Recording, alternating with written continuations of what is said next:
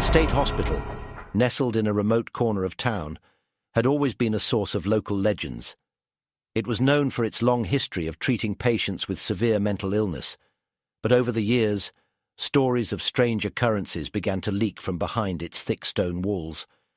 Nurses and doctors spoke of unsettling whispers, shadowy figures, and objects moving on their own, but most of the staff brushed it off as the stress of working long, difficult shifts. That is, until one particular night in the early 1990s, when something truly terrifying occurred. It was a quiet Friday evening. Nurse Evelyn, a seasoned veteran of the psychiatric ward, was working the night shift. The hospital's main building was nearly empty, save for a few patients in the high-security wing. A skeleton crew of staff monitored the halls, but most were scattered around in different wings.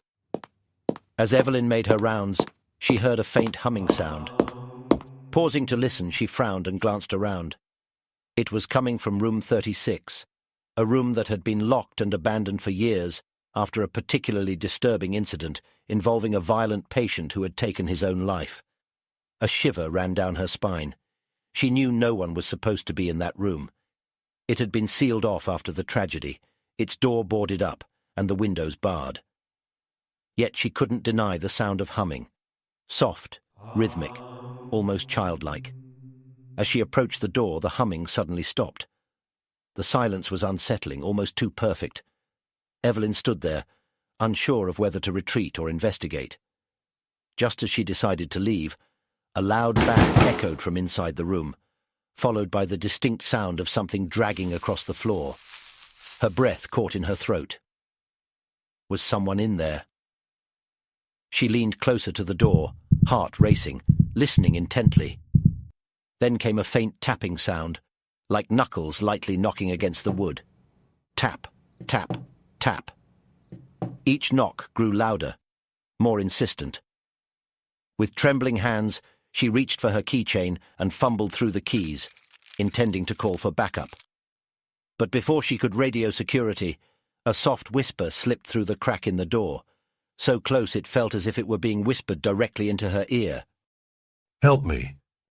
Evelyn jumped back, her pulse racing. Every rational part of her screamed to leave, to get help. But she was frozen, rooted to the spot.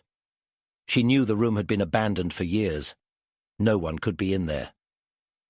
Gathering her courage, she pressed her ear against the door once again. Silence. Then slowly a chilling sound emerged, a wet, squelching noise, like something being dragged across the floor again. It moved closer to the door, stopping right on the other side.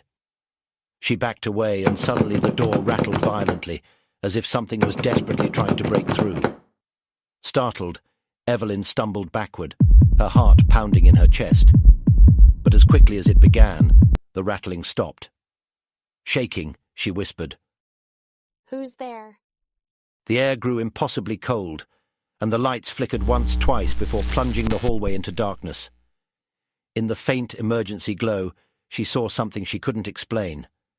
The shadow of a figure standing just outside the door of room 36. Her pulse quickened. The shadow didn't move, didn't sway like a person would. It stood perfectly still, as if watching her, waiting for her to take another step. The hairs on the back of her neck stood on end. Then, without warning, the shadow began to grow, elongating, stretching unnaturally high, almost as if it were reaching out for her. She blinked, and it vanished. Breathless, she rushed back to the nurse's station, convinced she was seeing things. But when she reached the station, the monitors on the security cameras flickered to life. All the screens showed static except one, the feed from the camera outside room 36. Evelyn leaned in, staring at the grainy image.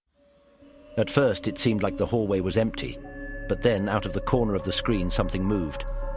A dark figure, blurred, slowly walked down the hallway toward room 36 and disappeared into the wall. Her stomach churned.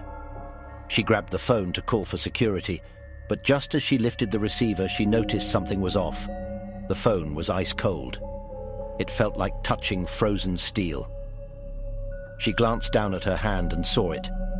Frost forming on the receiver, creeping up her fingers.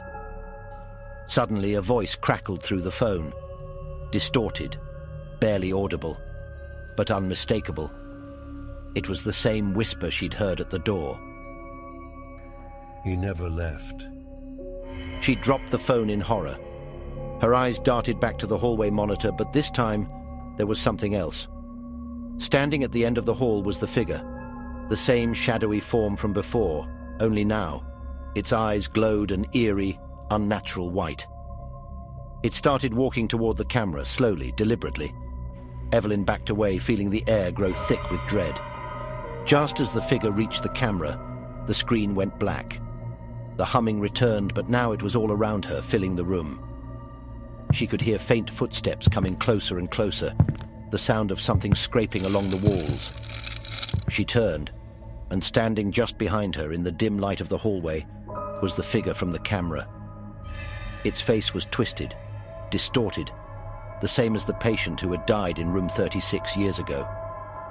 It reached out to her, its fingers long and sharp, whispering in that same chilling voice. Stay with me.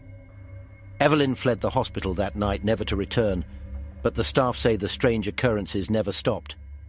Room 36 remains locked, and the humming? It still echoes through the halls on the coldest nights, along with the faint whispers of those who never left.